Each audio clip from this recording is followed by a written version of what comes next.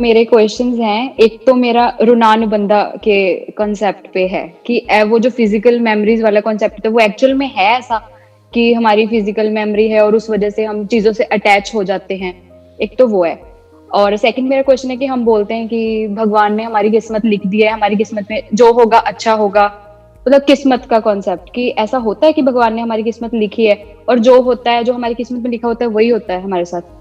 एक है कि हम एक्सपेक्टेशंस कैसे खत्म कर सकते हैं, जिन लोगों से हम अटैच्ड होते हैं उनसे ऑटोमेटिकली हमें एक्सपेक्टेशन होती है, तो उसको कैसे खत्म कर सकते हैं हम।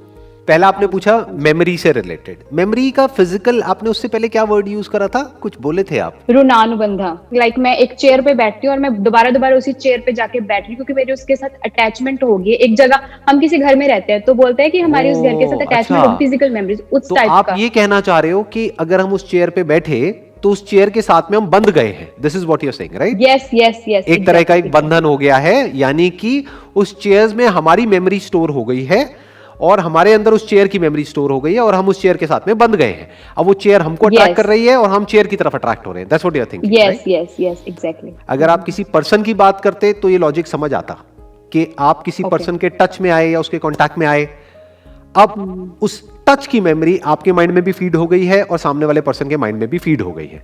बट चेयर में या दीवार में या नॉन लिविंग जो भी कुछ है उसमें, ये सब बातें अंधविश्वास की हैं। ऐसे तो हम कुछ भी मान सकते हैं, there is no scientific foundation to it. Chair के लिए तो सब बराबर है, कोई भी पर्सन हो, किसी भी रिलीजन का हो, किसी भी कंट्री का हो, मेल हो फीमेल हो, चेयर को उससे कोई फर्क नहीं पड़ता है। अगर हल्का सा भी ऐसा कुछ होता तो चेयर भी कुछ ना कुछ रिएक्शन देती ना कुछ करती ना। तो ये सब अंधविश्वास है, मानने को हम कुछ भी मान सकते हैं। अब दूसरा जो आपका क्वेश्चन है उसमें कई अलग अलग एस्पेक्ट्स आपने एक साथ में टच कर दिए। नंबर 1 आपने बात करी किस्मत की, और किस्मत के साथ में आप क्या कॉन्सेप्ट जोड़ रहे हैं? भगवान। भगवान मतलब क्या? पहले तो उस कॉन्सेप्ट को क्वेश्चन करना पड़ेगा और खुद उसको एक्सप्लोर करना पड़ेगा कि जिसको भी हम भगवान समझ रहे हैं वो क्या है, या जिसको भी हम भगवान कह रहे हैं वो क्या है। नंबर 1। नंबर 2, जो इसका जो दूसरा एस्पेक्ट है कि किस्मत। नाउ व्हाट इज किस्मत? एक बार थोड़ा सा ध्यान से समझने की कोशिश करते हैं। क्या किसी भगवान ने लिखी है या हम सब मिल करके किसी एक की किस्मत लिख रहे हैं और हम ब्लेम किसी और पे डाल रहे हैं? ध्यान से समझना, आज अगर कोई किसी ऐसी जगह पे पैदा होता है जहां पर बहुत ज्यादा पोल्यूशन है, पैदा होने के बाद में वो ना चाहते हुए भी दिन की 20-30 सिगरेट पी रहा है, ना चाहते हुए भी, क्योंकि पोल्यूशन इतना है हवा में। उसकी वजह से उसकी लंग्स खराब हो गई, उसकी वजह से उसकी ब्रीथिंग में प्रॉब्लम आ गई, उसकी वजह से उसको कई बीमारियां लग गई। तो अब क्या ये उस बच्चे की किस्मत है? क्या ये किसी भगवान ने लिखी उस बच्चे के लिए किस्मत कि तू पैदा होगा और तेरे को ये बीमारियां होंगी? तो उस बच्चे के ऊपर ये प्रॉब्लम किसकी वजह से आई है?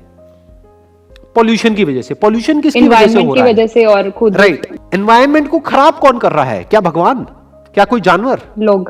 लोग मतलब कौन? हम। तो उस बच्चे की किस्मत एक्चुअल में किसने लिखी इस मामले में? हमने मतलब किसने? Human beings. पोल्यूशन की वजह से हर साल लाखों करोड़ों लोग पूरे वर्ल्ड में मर रहे हैं। क्या कोई भगवान बैठ करके किस्मत लिख रहा है उन लोगों के लिए? उन लाखों लोगों की क्या ये किस्मत है? क्या ये डेस्टिनी है? ये पोल्यूशन आया कहां से? ना तो ये नेचर ने किया, ना जानवरों ने किया, ना किसी भगवान ने किया, ये किया इंसान ने। किस इंसान ने? किसी एक इंसान ने नहीं, हम सब ने। तो जो सब कर रहे हैं, जो हम सब कर रहे हैं, उसका असर एक पर हो रहा है और जो एक कर रहा है उसका असर सब पे हो रहा है।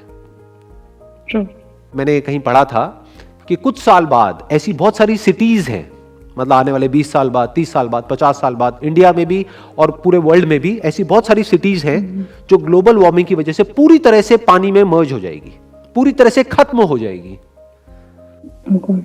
तो वो किसकी वजह से हो रहा है? अभी आपने बोला ओ गॉड, क्या वो गॉड की वजह से हो रहा है? हम याद गॉड को कर रहे हैं, लेकिन वो हो रहा है हमारी वजह से, इंसानों की वजह से, राइट? हाँ, जिसको हम ग्रोथ बोलते हैं उस ग्रोथ की वजह से, जिसको हम प्रोस्पेरिटी बोलते हैं उसकी वजह से। सही है, आई एग्री। तो ये हो गया आपका दूसरा क्वेश्चन। तीसरा क्वेश्चन क्या है? तीसरा क्वेश्चन एक्सपेक्टेशंस। एक्सपेक्टेशंस को खत्म नहीं कर सकते और करना भी नहीं चाहिए। एक है love and compassion which is always unconditional, जैसे एक मां का अपने बच्चे के लिए होता है। लेकिन फिर आती है एक relationship which can't be unconditional. For example, एक माँ बेटे के रिलेशन में प्रॉब्लम क्यों आने लग जाती है? बचपन में तो सब कुछ बड़ा अच्छा चल रहा होता है, बड़े होते ही क्या हो जाता है? जैसे उस बेटे की शादी होती है, क्या हो जाता है? ये सास बहू की कहानियां सुनी है ना आपने? अरे सीरियल्स हैं इतने सारे, मेरे को कुछ बोलने की जरूरत ही नहीं है। सास अपनी बहू को मारने का प्लान बना रही है, बहू पता नहीं सास के साथ में क्या कर रही है, ये वो, मुझे तो कुछ बोलने की जरूरत ही नहीं है भाई, पूरा इंडिया देख रहा है। हाँ, सास बहू सही का बात है। क्या हो जाता है? क्या वो प्यार खत्म हो गया है माँ का अपने बेटे के लिए? प्यार तो खत्म नहीं हुआ है। अगर उस बेटे को जरा सा भी कुछ हो जाए तो माँ को आज भी दर्द होता है, दुख होता है, और माँ उस बेटे के लिए खड़ी है। एक है प्यार विच इज अनकंडीशनल, एक है रिलेशनशिप जहां पे प्रॉपरली डिफाइन करना बहुत जरूरी होता है कि लाइफ में किस पॉइंट पे किससे हमको क्या एक्सपेक्ट करना है और किससे क्या नहीं करना है, किसका क्या रोल है। That has to be defined properly. कहां पर कितनी स्पेस होनी चाहिए, कितनी नहीं होनी चाहिए, वो सब डिफाइन करना पड़ेगा। It can't be unconditional. Expectations को कभी खत्म नहीं करना है, कभी भी नहीं, स्पेशली इन अ रिलेशनशिप। आपको सामने वाले से एक्सपेक्ट करना है और उसकी जो एक्सपेक्टेशंस है वो आपको पूरी करनी है, but it must be realistic, it must not be unrealistic, it must be fair for both the parties involved.